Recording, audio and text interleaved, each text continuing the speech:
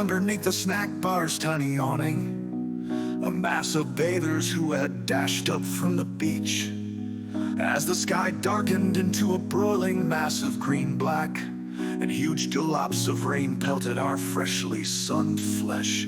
Like dyslexic lemmings, we ran to the only place nearby, hoping it would blow over, letting summer's bliss unfold again. I was but 9 years old and shivering cold in that stormy breeze.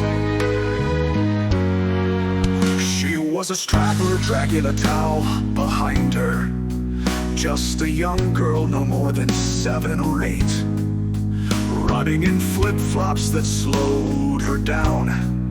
Suddenly, 20 pairs of eyes filled with horror, and a scream erupted from one petrified soul behind me, as a ball of lightning spit venom from the sky, just after hacking the deafening rumble from its huge rough rope.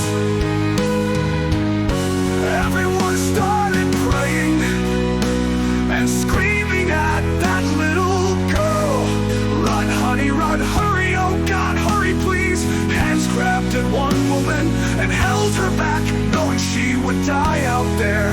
They gripped her tightly as a monstrous bolt struck the ground and ran like a demonic beach ball across that wide stretch that led up from the beach.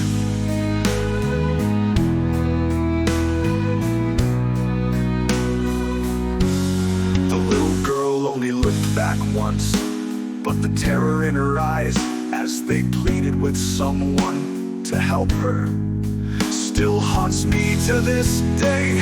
She managed to cry out one word,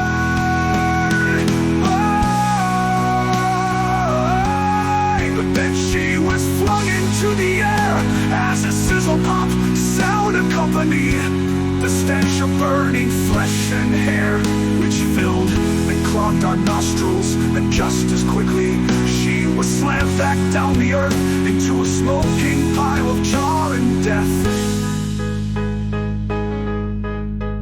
I was not allowed to go see her, even though I had watched her die.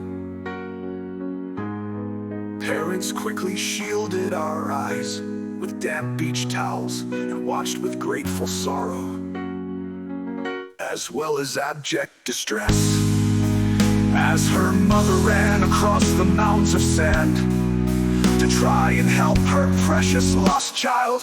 But tears do not soothe the burns of Mother Nature's fury, and she could not even hold her daughter as park rangers pulled her away from the cremains.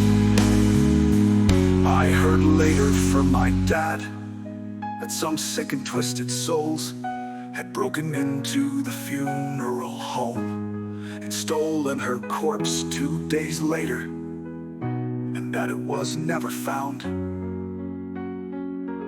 Double the loss for her family, and the horror felt by me of knowing and living through her tragic tale. Now I sometimes cringe when left exposed in open space, where thunder rumbles and lightning flashes the many long slashes of it.